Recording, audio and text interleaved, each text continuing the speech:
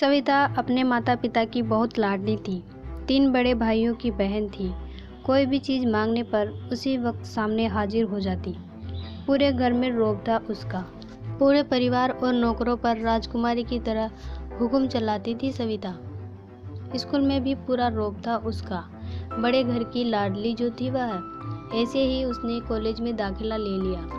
उसके ठाट बाट बड़ी गाड़ी में आना जाना, हर दिन नया फैशन देखकर हर कोई उससे दोस्ती करना चाहता था।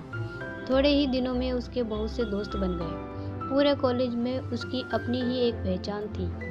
इन दिनों उसके घर एक रिश्ता आया।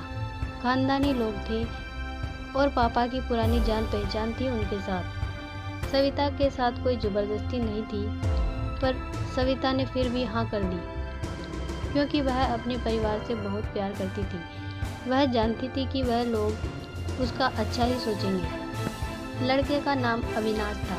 अविनाश काफ़ी पढ़ा लिखा और समझदार लड़का था। ससुराल वाले भी बहुत अच्छे थे। ससुराल में सविता की जगह वैसी ही थी जैसे उसके मायके में। कोई भी कार्य सविता की सलाह के बिना नहीं होता था। सबकी लाडली बहू बन गई थी वह। फिर उसके घर एक बेटे का जन्म हुआ जो सविता को जान से प्यारा था। पोता पाकर ससुराल वाले तो फूले नहीं समाते थे। सविता कभी कभी सोचती कि उसकी किस्मत कितनी अच्छी है। उसका हर अपना उसे कितना प्यार करता है। चाहे जीवन में कैसा भी समय आए, मेरे अपने हमेशा मेरे साथ हैं। मैं कभी अकेली नहीं हो सकती। कितनी खुशकिस्मत हूँ मैं। पर शायद सविता की खुशियों को उसकी अपनी ही नज़र लग गई थी। एक दिन वह मायके जाने की जिद कर बैठी। अविनाश को बहुत काम था, लेकिन वह फिर भी उसे ले गया। रास्ते में उनकी गाड़ी अन्य गाड़ी से टकरा गई। सविता, अविनाश और राहुल बहुत बुरी तरह जख्मी हो गए। काफ़ी दिनों के इलाज के बाद अविनाश और राहुल तो ठीक हो गए, लेकिन सविता पूरी तरह ठीक ना हो सकी। सर पर चोट लगने के कारण वह अपनी आंखों की रोशनी खो बैठी। अब सविता की किस्मत जैसे उल्टे पांव चलने लगी। मायके वाले कुछ दिनों तक उसे मिलने आते रहे। फिर कभी कभार ही फ़ोन करके पूछ लेते कि अब कैसी हो। धीरे धीरे ये सिलसिला भी कम हो गया। ससुराल वालों की सहानुभूति भी कम होने लगी। घर में किसी को पास बैठने के लिए कहती तो जवाब मिलता, बहुत काम है, अब तो तुम भी हाथ नहीं बटा सकती। अविनाश भी चिड़चिड़ा हो गया था। बस राहुल ही था उसके साथ हंसते खेलते उसका वक्त गुजरता। एक दिन सविता के हाथ से कुछ सामान गिर गया, जिसकी वजह से राहुल को हल्की सी चोट लग गई।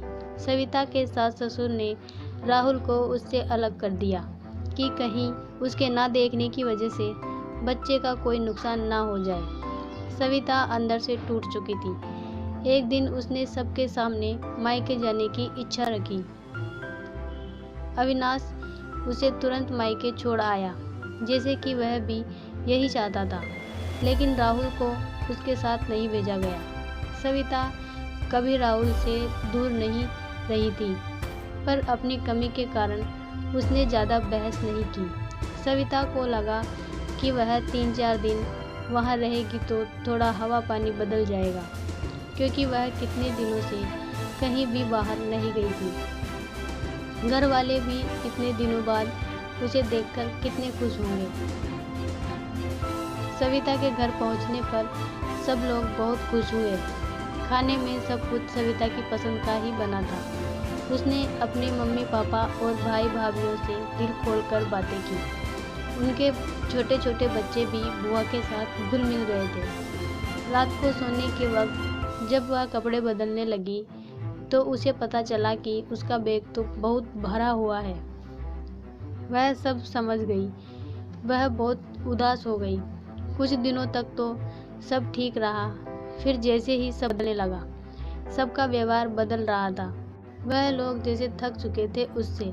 सब लोग घुमा फिरा कर पूछने लगे कि अविनाश कब आ रहा है उसे ले जाने। वह बहाना बना देती, जबकि वह जानती थी कि उस घर में अब उसके लिए कोई जगह नहीं है। सविता से चलते वक्त कुछ न कुछ नुकसान हो जाता। थोड़ी बहुत टोका-टाकी उसे सुनाई देती, वह टाल देती। एक दिन उसके हाथ से लगकर एक कीमती फूलदान टूट गया।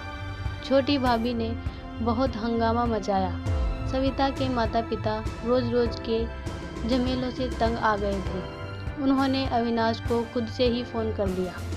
अब सविता को अपने परिवार वालों से ये उम्मीद न थी। जिस सविता के कहे बिना घर में एक पत्ता भी नहीं हिलता था, उस घर के लिए वह अब बोझ बन चुकी थी। अविनाश के साथ ससुराल आते वक्त वह बहुत खुश थी, क्योंकि वह अपने घर जा रही थी, अपने जिगर के टुकड़े राहुल के पास। परंतु यह खुशी भी कुछ पल की ही थी। सारा बंदोबस्त पहले ही किया हुआ था। सविता को सीधे ऊपर वाले कमरे में पहुंचा दिया गया। राहुल से दूर रहने की सख्त चेतावनी दी गई। एक कामवाली लता को उसकी जिम्मेदारी सौंपी गई, जो उसके खाने पहनने जैसी ज़रूरतों का ध्यान रखती थी। सविता ज़्यादातर चुप ही रहती थी। कभी कभी कामवाली लता से थोड़ा बतिया लेती। उसके जरिए राहुल का पता चल जाता।